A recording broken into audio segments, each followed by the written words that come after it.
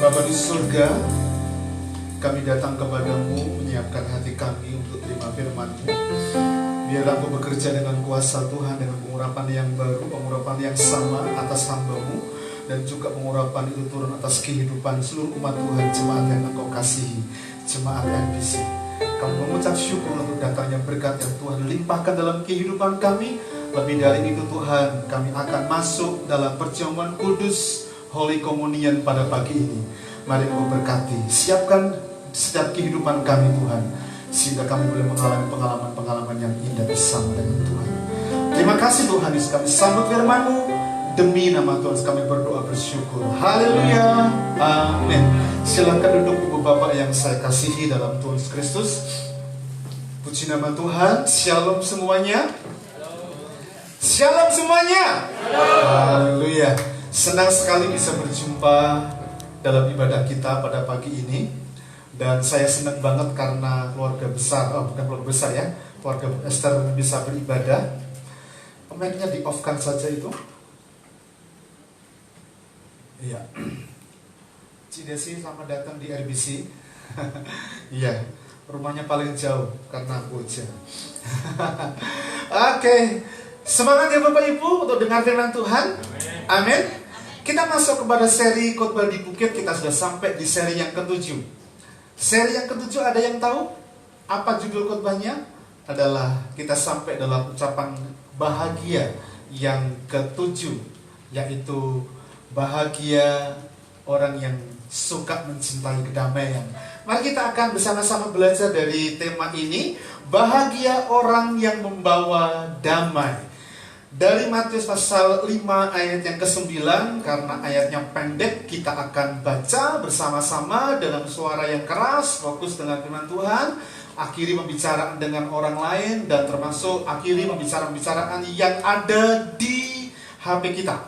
Ya, kita nggak boleh WA, karena kita fokuskan untuk kita berbicara dengan Tuhan dan izinkan Tuhan berbicara kepada kita. Bahagia orang yang membawa damai, kita akan baca ayatnya 1, 2, 3. Berbahagialah orang yang membawa damai, karena mereka akan disebut anak-anak Allah. Jemaat saja, 1, 2, 3. Berbahagialah orang yang membawa damai, karena mereka akan disebut anak-anak. Puji nama Tuhan, haleluya. Nah, Bapak Ibu yang dikasihi Tuhan, mari kita akan review sejenak untuk khotbah seri yang ke-6, khotbah di bukit pada pertemuan minggu yang lalu, bahagia orang yang suci hatinya. Saya kemarin menyampaikan kata suci itu adalah kataros. Kataros itu tidak bercampur oleh kotoran. Diibaratkan seperti kita yang mencuci pakaian baju yang kotor dan bersih, itu suci. Diibaratkan dari jagung atau anggur yang jagung atau gandum yang sudah dipilih dan tidak ada campurannya. Diibaratkan seperti logam mulia yang dibakar sehingga muncul emas yang tidak bercampur oleh apapun, dan diibaratkan oleh di dalam Katoros itu adalah susu atau anggur yang sudah dipilih sehingga tidak tercampur oleh kotoran-kotoran yang lain atau air dan sebagainya, sehingga susu atau anggur itu yang fermentasi yang sudah kuat begitu, maka mahal harganya. Tetapi kata Katoros juga disampaikan, atau saya menyampaikan kemarin, kata suci itu diibaratkan seperti tentara pilihan. Ya, tentara pilihan. Untuk menjadi tentara pilihan dibutuhkan stamina yang kuat, postur tubuh yang kuat, tidak ada minus, tidak ada varises di bagian-bagian tubuh dan sebagainya. Termasuk apalagi kalau pilihan itu adalah Kopassus gitu ya, maka ada ujian dan sebagainya. Nah, itulah gambaran dari orang yang suci hatinya di hadapan Tuhan. Nah, macam-macam kotoran yang seringkali muncul di kehidupan kita, saya menyampaikan kemarin. Yang pertama adalah kemunafikan, yang kedua adalah motivasi yang salah, yang ketiga kesombongan, dan semua kejahatan yang dimulai dari negative thinking. Ya, karena itu kita perlu memiliki kehidupan kita positive life. Ya, perkataan kita, tutur kata kita, pikiran kita, dan sikap kita itu menentukan kita punya hati yang suci di hadapan Tuhan. Nah, lalu bagaimana untuk meraih memiliki hati yang suci? Saya menyampaikan kemarin, kita perlu beriman kepada Kristus. Beriman tidak hanya percaya kepada Kristus, tapi menghidupi di dalam firman Tuhan. Termasuk kita perlu punya waktu khusus untuk belajar firman Tuhan, karena dari firman Tuhan itu kita akan mengerti, memahami bagaimana kesalahan kita supaya bisa diperbaiki. Karena firman itu seperti cermin, ya, bermanfaat untuk menolong kita supaya kehidupan kita itu benar adanya. Dan untuk memiliki hati yang suci, kita perlu belajar untuk introspeksi. Yang berikutnya adalah kita perlu mengaku dosa, karena kita adalah terbatas. Termasuk kita perlu memohon anugerah Tuhan dalam doa kita, supaya Tuhan memampukan kehidupan kita memiliki hati yang suci. Dan kalau kita punya hati yang suci, maka jaminannya adalah kebahagiaan. Nah, hari ini kita akan sama-sama belajar setelah kita mencapai seri yang ke-6 tentang bahagia orang yang suci hatinya. Pagi ini kita sama-sama belajar, ya. Saya katakan sama-sama belajar karena tidak ada yang sempurna. Saya yang menyampaikan dan semua kita perlu belajar. Yang berikutnya adalah untuk kita belajar tentang bahagia bagi orang yang membawa damai. Oke, mari kita akan lihat lebih dahulu dari berbagai terjemahan. Jadi Bapak Ibu sudah terbiasa ya, setelah kita membaca ayatnya, kita review khotbah minggu kemarin, dan kita akan bandingkan dari beberapa bagian ayat dari beberapa terjemahan. Dari terjemahan bahasa baru, masa kini, dan kemudian terjemahan bahasa Jawa. Dan kita perlu cari tahu juga dari King James Version. Demikian firman Tuhan. Dari terjemahan baru dikatakan di situ, berbahagialah orang yang membawa damai. Catat baik-baik, orang yang membawa damai, karena mereka akan disebut anak-anak Allah. Dalam terjemahan firman Allah yang hidup dikatakan, berbahagialah mereka yang mengusahakan. Bukan hanya membawa damai, tapi mengusahakan perdamaian itu. Karena mereka akan disebut anak-anak Allah. Dalam terjemahan Jawa tahun 1981 diterjemahkan, rahayu, bahagia, wong kang demen ngrukunake. Senang kalau bisa rukun, bahkan merukunkan. Ya, awet iku bakal padha kasebut para putraning Allah. Mari kita akan cari tahu dari terjemahan King James Version. Diterjemahkan dalam King James Version di sini. Kita akan masuk dari terjemahan bahasa Jawa di tahun 2006. Sama ada kata demen gitu ya. Rahayu wong kang demen gawe tentrem ya. Gatan demen rukunake. Tapi dalam terjemahan Jawa tahun 2006, rahayu atau bahagia siapa? Wong kang demen gawe tentrem. Jadi orang orang-orang yang suka rukun, orang-orang yang suka tentrem, orang yang senang dengan damai begitu ya. Bahkan mengusahakan, mereka itu akan betul-betul mengalami bagaimana disebut sebagai anak-anak Allah. Ya, awet iku kang bakal podo kasebut para putraning Allah. Mari kita cari tahu dalam terjemahan King James Version karena ada sedikit berbeda. Ada sedikit kesamaan dengan dari terjemahan firman Allah yang hidup kalau dari terjemahan King James Version. Ya, oke. Kita akan perhatikan di situ blessed are the peacemaker. Ya, kalimat itu peacemaker, mengusahakan damai. For they shall be called the children of God. Peacemaker, mengusahakan damai atau menciptakan kedamaian. Tangkap baik-baik ya, menciptakan kedamaian.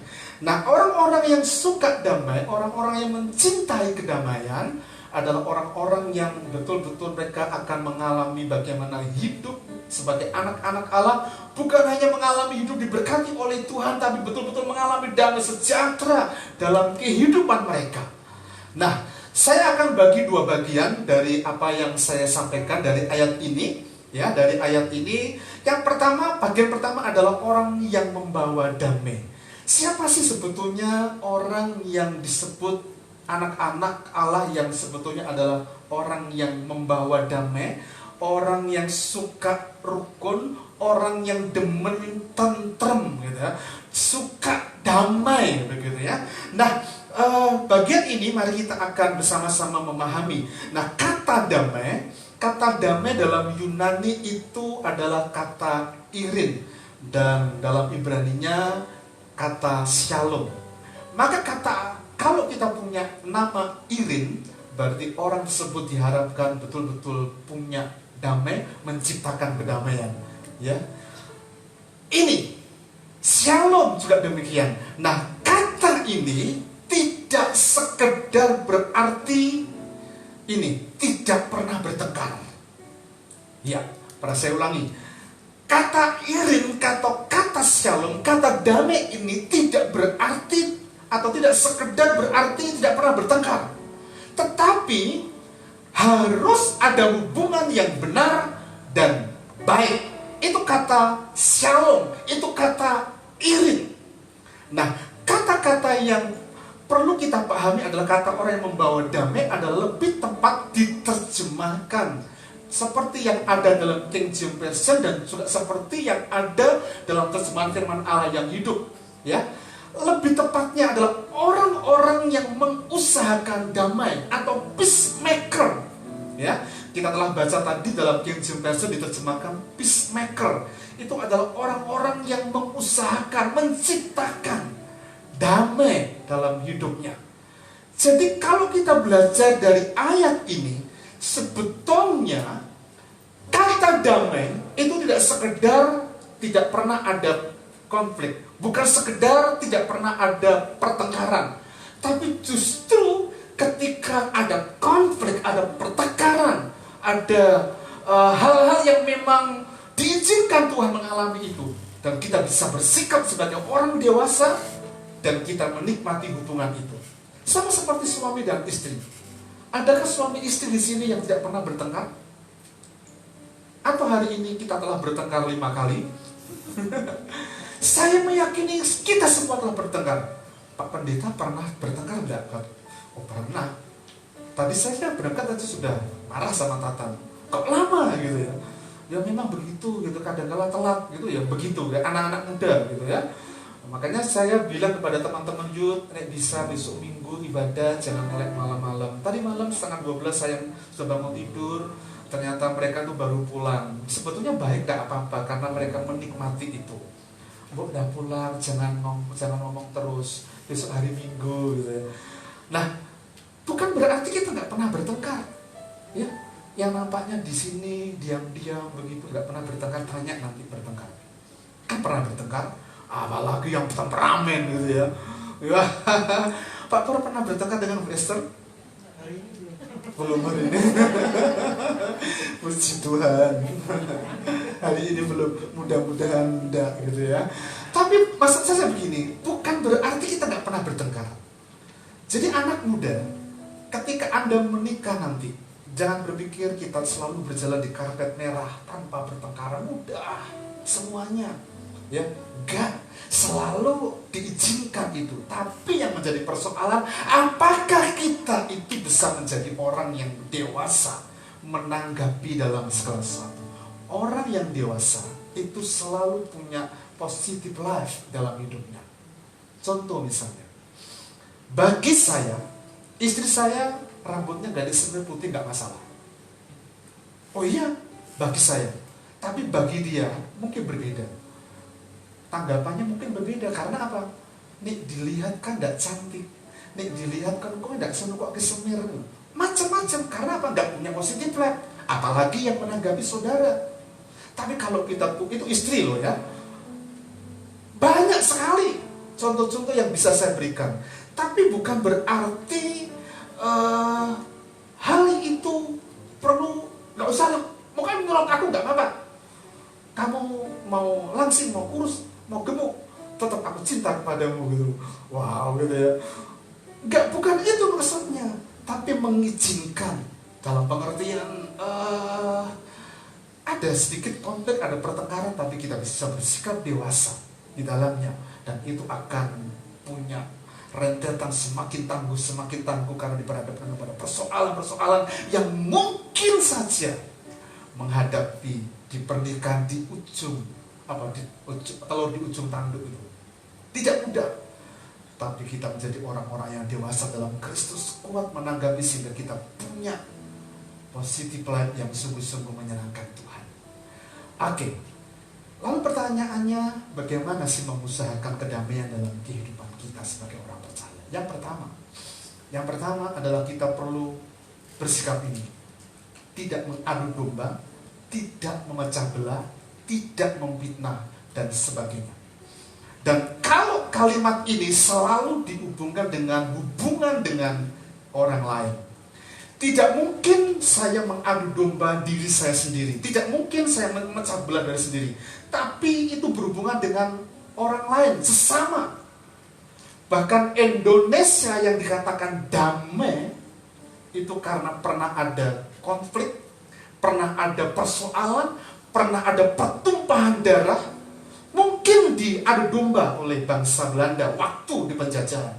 Ketika kita belajar sejarah. Mungkin beberapa orang mecah belah karena lebih menguntungkan diri sendiri dan ikut apa kata Belanda dan mengkhianati bangsanya, termasuk memfitnah bangsanya sendiri. Bahkan kalau kita hidup di arena modern sekarang ini, orang itu bisa ngomong apa saja di negara ini. Tapi hati-hati, karena hari ini undang-undang IT semakin diperketat. Ada banyak orang-orang yang dipilih secara 24 jam mengawasi sebagai kejahatan cybercrime di dunia maya. Kalau kita ngomong dengan pemerintah yang sifatnya membuli dan mengadu domba serta memfitnah, 1 kali mungkin gak apa-apa, 2 kali mungkin akan terlihat, dan kalau sudah seperti itu pasti akan ditangkap. Bapak Ibu yang dikasihi Tuhan, mari kita cermati. Kalau kita mau mengusahakan perdamaian dalam komunitas kita, mari kita pelahami ini. Jangan pernah ada dalam pikiran kita mengadu domba. Jangan pernah ada di pikiran kita, dalam rumah tangga kita, pecah belah, fitnah dan sebagainya. Dosa-dosa ini selalu dimulai dari lidah dan mulut kita.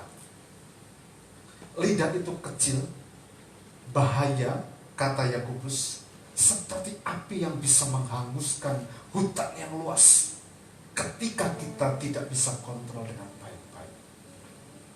Hati-hati kaum wanita, karena kaum wanita lebih banyak bicara daripada kaum pria.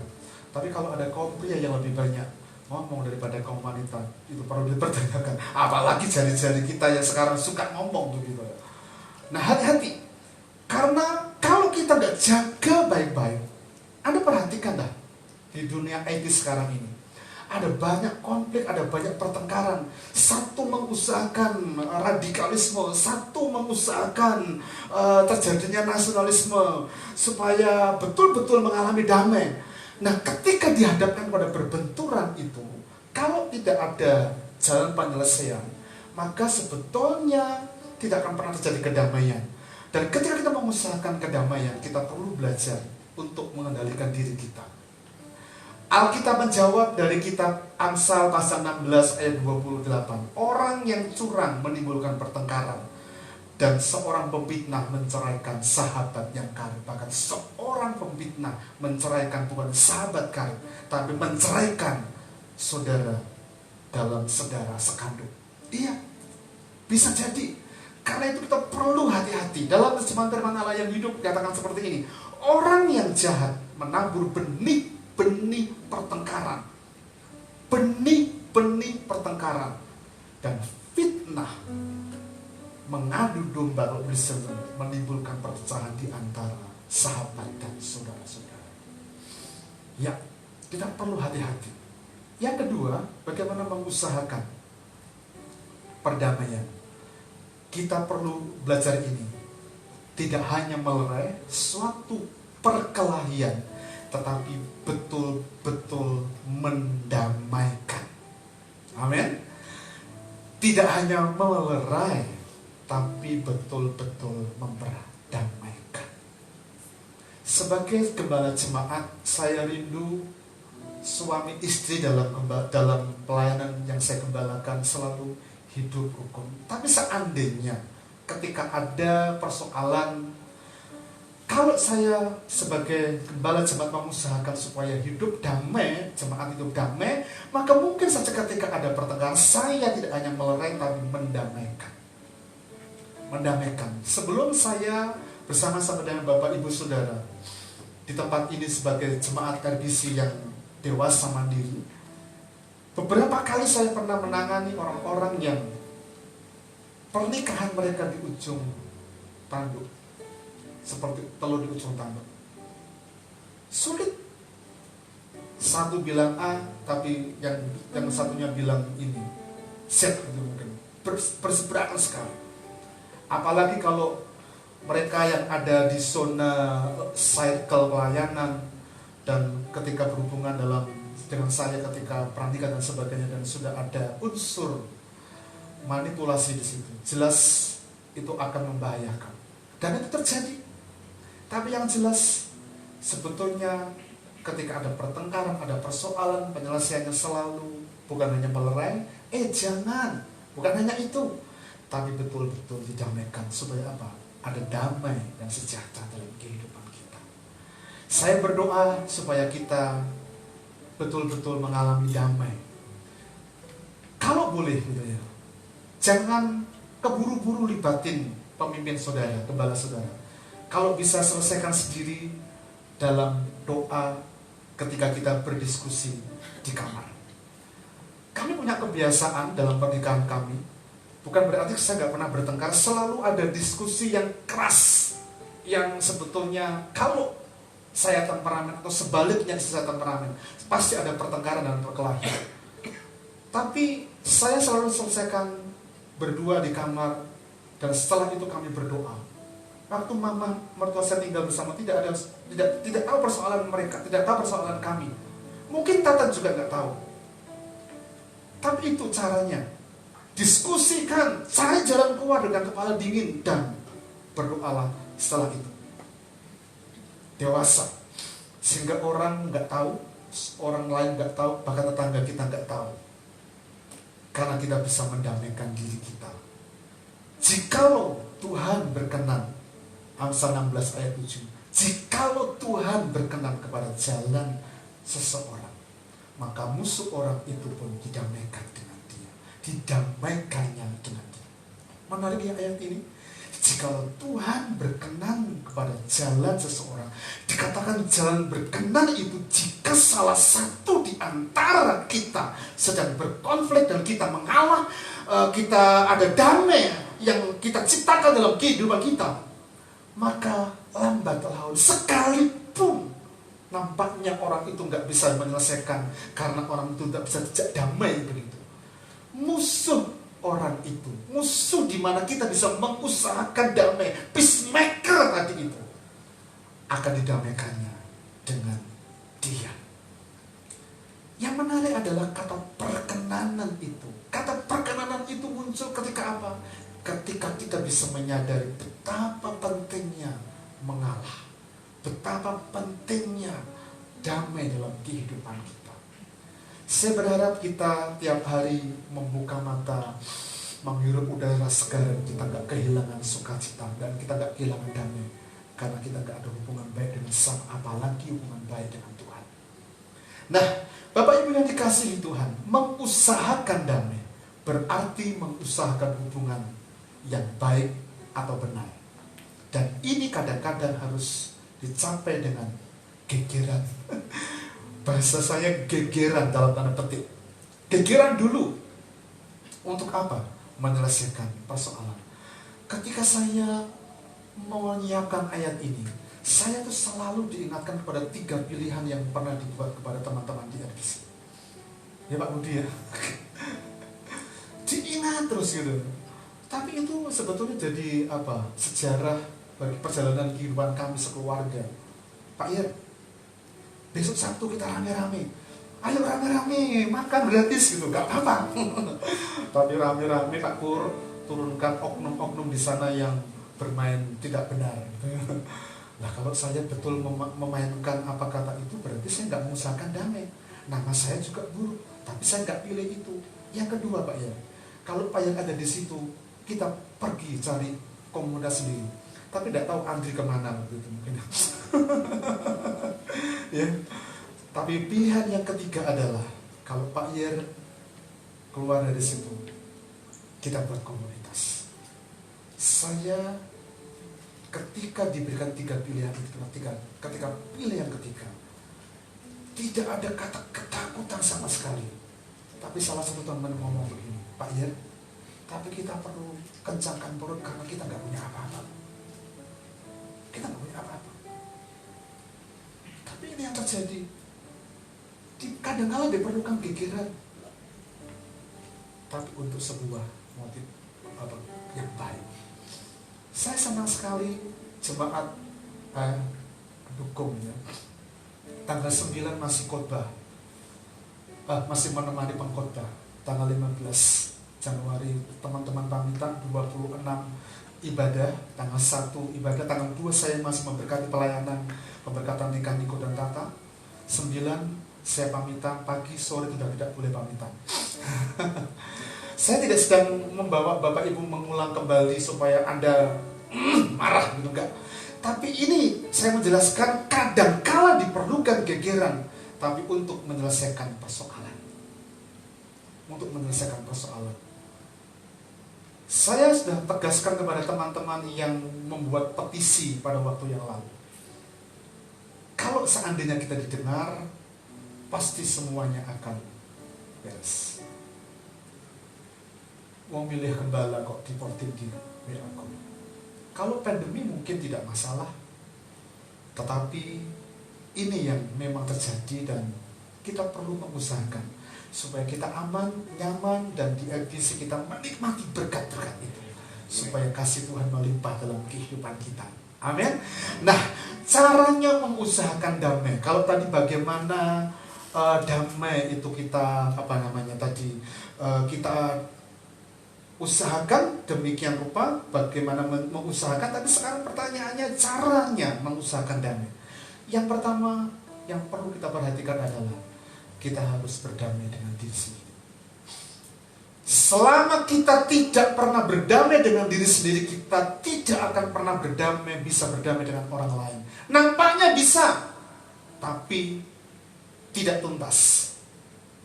Tapi kalau kita bisa menyelesaikan hati kita, diri kita sendiri, konflik batin dalam kehidupan kita, hubungan kita dengan sesama akan beres, dengan hubungan kita dengan Tuhan akan beres. 2 Korintus pasal 5 ayat 16 dan 17 itu sebetulnya adalah peringatan bagi kita.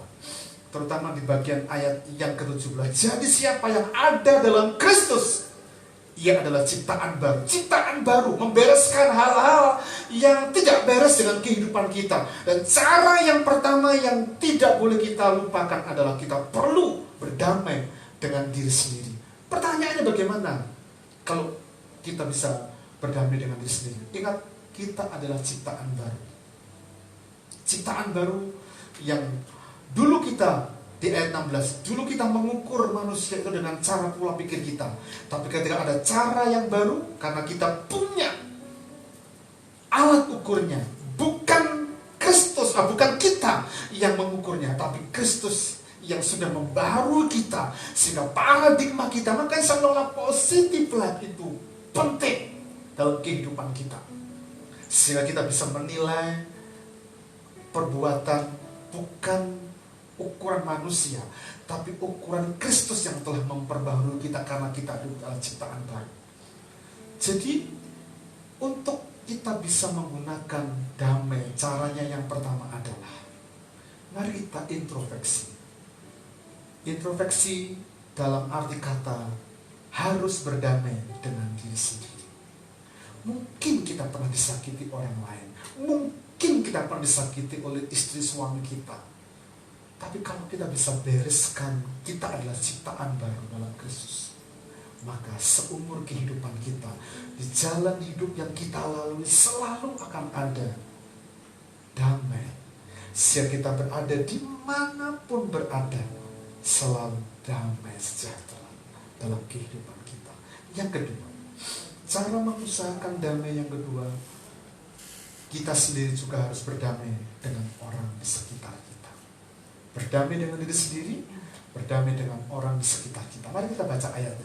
Roma 12 ayat 18 dan Ibrani 12 ayat 14 bagian A. Demikian firman Tuhan dari dua terjemahan. Sedapat-dapatnya kalau hal itu bergantung padamu, hiduplah dalam apa? Perdamaian dengan istri kita, suami kita, dengan siapa? Semua orang. Semua orang yang rambutnya putih, rambutnya hitam, wajahnya kulitnya hitam, kulitnya putih, suku Abi dan sebagainya, semuanya berdamai.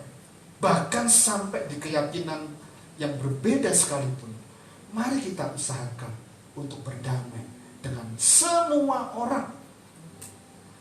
Dalam terjemahan firman Allah yang hidup lebih jelas lagi, apa? Janganlah bertengkar dengan siapapun.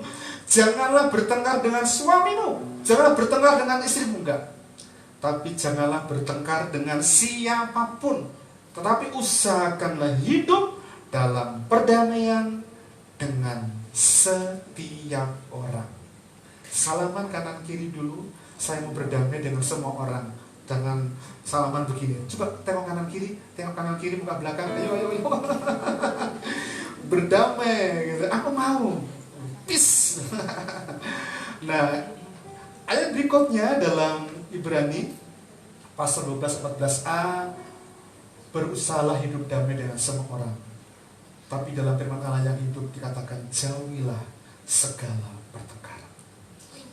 Saya tidak usah menjelaskan dan memberikan sebuah ilustrasi dari poin ini, tapi kita jelas damai karena kita perlu berdamai dengan diri sendiri dan perlu berdamai dengan semua orang. Tapi yang ketiga, kita perlu belajar ini menjadi alat Tuhan. Kita harus mendamaikan orang dengan orang dan juga mendamaikan mereka dengan Allah. Dengan cara apa? Memberitakan Injil dan sejahtera kepada mereka. Lupa itu kan tugas Pak Yeri sebagai pendeta? Enggak, tugas orang percaya. Amanat agung yang diberikan itu bukan untuk orang-orang dalam jabatan gerejawi, enggak, bukan dalam jabatan kepengurusan, enggak, tapi semua orang percaya mendamaikan dengan orang lain yang belum percaya dengan Allah dengan cara memberitakan Injil. Ini penting, ya. Ada banyak caranya dalam memberitakan Injil. Oke, kita baca ayatnya lebih dahulu.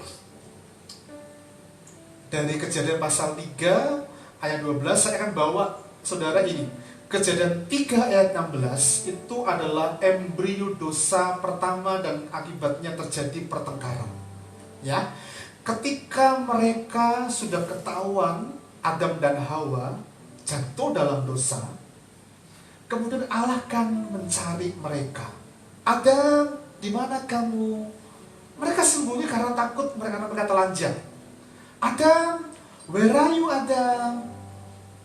Ketika mereka datang kepada Allah dan telanjang, Allah membuat mereka menyematkan dengan pohon daun-daunan, tapi Allah mengajar mereka untuk menyembelih, dan itu korban binatang dan untuk menutupi aurat mereka begitu. Dan Allah bertanya kepada mereka, di mana kamu? Mengapa kamu berbuat dosa? Adam ngomong begini, perempuan yang kau berikan kepadaku. Dan ini menjadi muncul pertengkaran. Ya, karena seringkali kita ada persoalan, kita tahu bahwa kita salah, seringkali kita cari kambing hitam, cari kesalahan.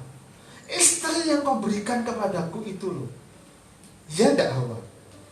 Hawa ngomong sebuah pertengkaran, dan dosa itu mengakibatkan pertengkaran. Nah, Bapak Ibu yang dikasihi oleh Tuhan, tetapi Injil adalah damai sejahtera Allah. Injil itu artinya apa? Injil itu adalah berita tentang keselamatan dalam Kristus Yesus. Dan ketika orang percaya, diselamatkan. Ketika kita percaya dan bagi kepada mereka, kita sedang mengusahakan damai untuk mereka yang dalam dosa, dan kembali kepada Kristus untuk percaya kepada Kristus. Dalam Efesus pasal 6 ayat 15, kakimu berkasutkan kerelaan untuk memberitakan Injil dan sejahtera. Injil itu damai. Bukankah kita pernah mendengar kesaksian, atau bahkan kita sendiri, waktu saya percaya Kristus pertama kali, Pak, aduh rasanya enak, plong, damai hati saya, Pak. Itulah mengapa disebut Injil itu adalah damai sejahtera. Dosa membuat tidak damai. Dosa membuat pertengkaran. Itu embrio pertama. Tapi Kristus hadir dalam kehidupan kita, mendamaikan kita dengan Allah. Dan kita yang telah percaya kepada Kristus untuk mengusahakan damai itu. Bukan berdamai dengan hanya berdamai dengan diri sendiri, bukan berdamai dengan sesama kita, tetapi kita perlu peacemaker, mengusahakan damai, menempatkan diri kita supaya orang lain punya damai, bukan hanya secara horizontal, tapi vertikalnya kepada Allah yang memang memberikan damai sejati dalam kehidupan mereka. Ini yang pertama. Bagian pertama. Bagian yang kedua dari poin khotbah bahagia orang yang membawa damai adalah mereka akan disebut anak-anak Allah. Mari perhatikan baik-baik. Orang yang disebut anak-anak Allah tidak boleh diartikan bahwa kalau kita berhasil mendamaikan orang, maka kita menjadi anak-anak Allah dalam arti seperti ini. Ya, kalimat berikutnya. Tetapi orang-orang yang mengusahakan damai disebut anak-anak Allah karena mirip atau punya keserupaan dengan Allah dalam karakter. Karena kalau kita bisa mengusahakan damai dan mendamaikan sama kita, berarti korban Yesus disalib tidak ada gunanya. Karena keselamatan kita bisa mau karena perbuatan baik kita, karena kita bisa lakukan menolong mereka. Tapi keselamatan karena anugerah. Dan ketika kita disebut anak-anak Allah, karena kita punya keserupaan karakter dengan Bapa kita di sorga. Pertanyaannya buat kita hari ini, sudahkah kita punya karakter seperti Bapa? Halo? Sudahkah kita punya karakter seperti Bapa yang hidupnya selalu mengasihi, selalu mengampuni, selalu murah hati, selalu yang baik?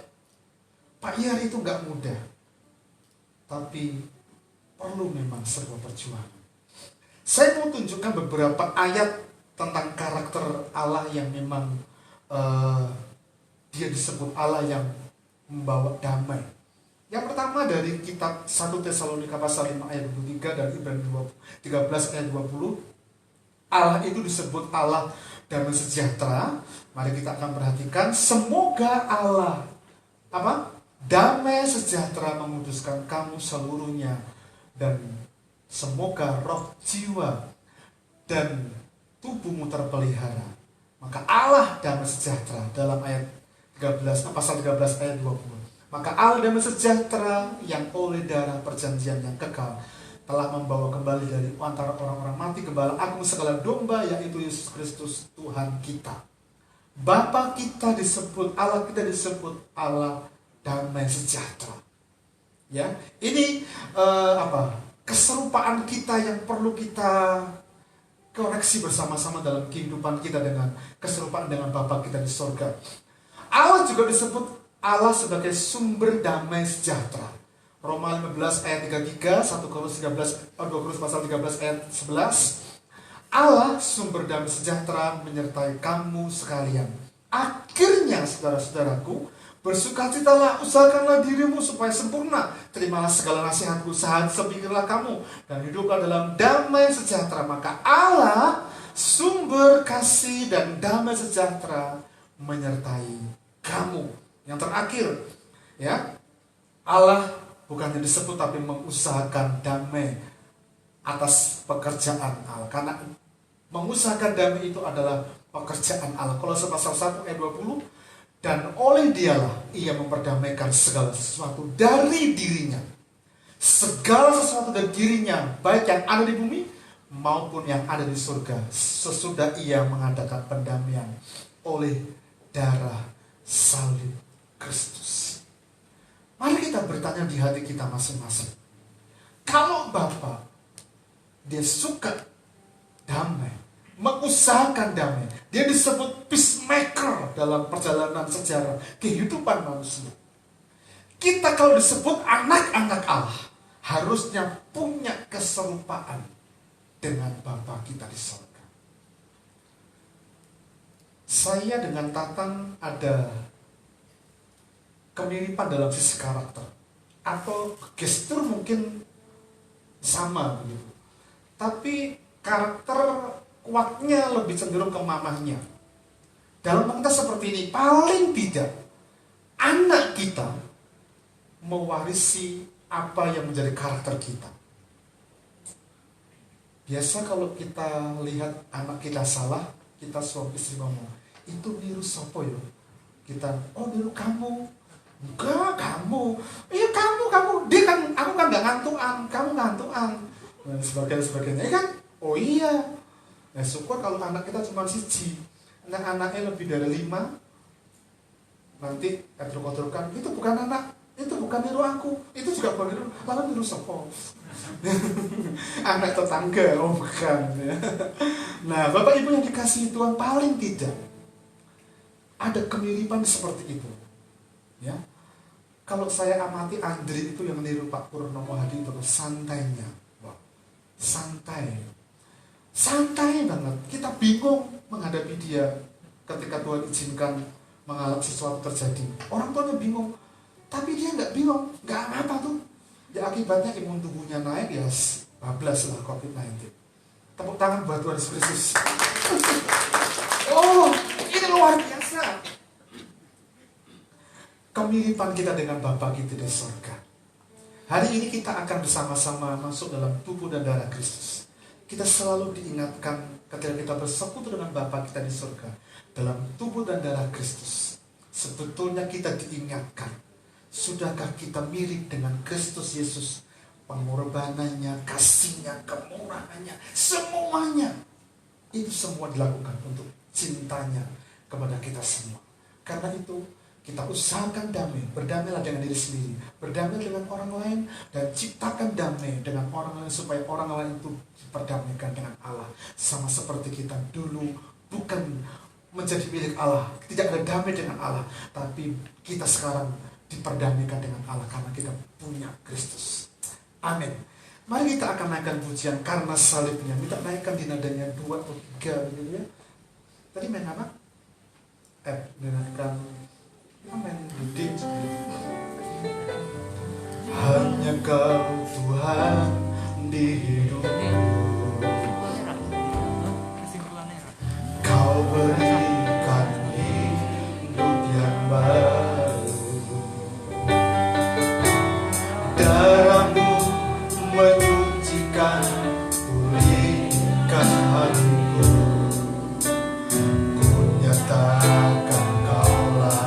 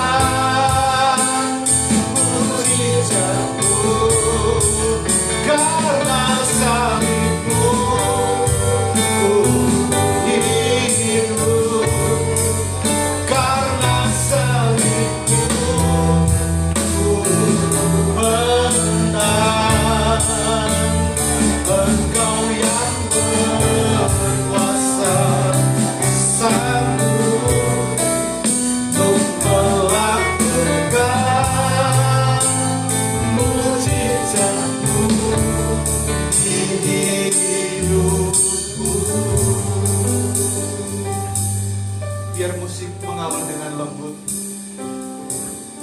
Jangan sia-siakan kesempatan pagi ini untuk kita datang kepada Tuhan secara pribadi.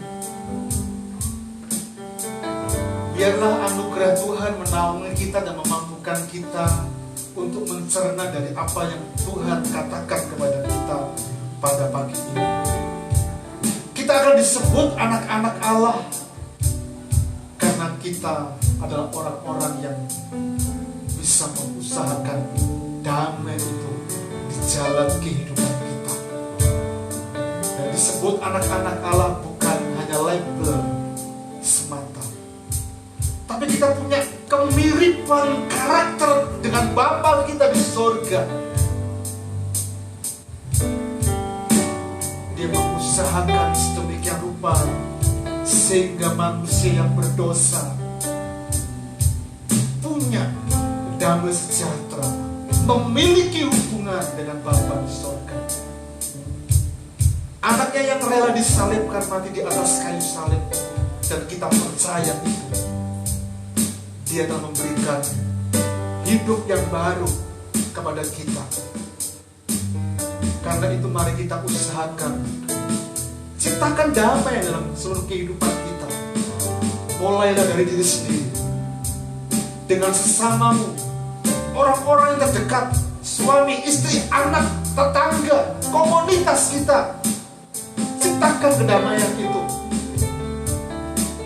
Bahkan saya berdoa supaya kita semua dipakai Tuhan menjadi alat Tuhan untuk bisa mendamaikan mereka yang berdosa, mendamaikan mereka yang belum dalam Tuhan, sampai kepada mereka menikmati kasih karunia sama seperti kita.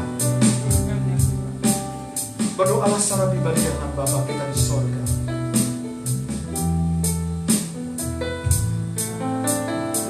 Makasih Tuhan Yesus, karena salib-Mu ku hidup, karena salib-Mu ku menang.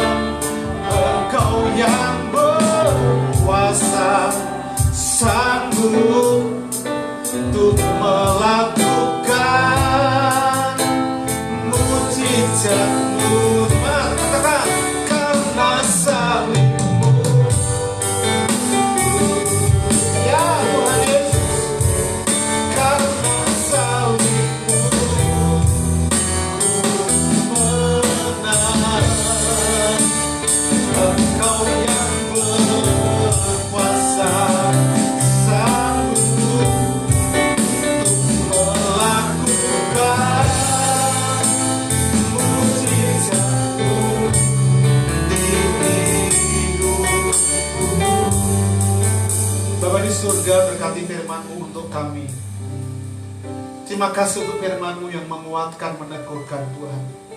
Kami mau Tuhan tidak hanya membawa damai, tapi mengusahakan menciptakan damai itu kemanapun kami pergi, kemanapun kami ada.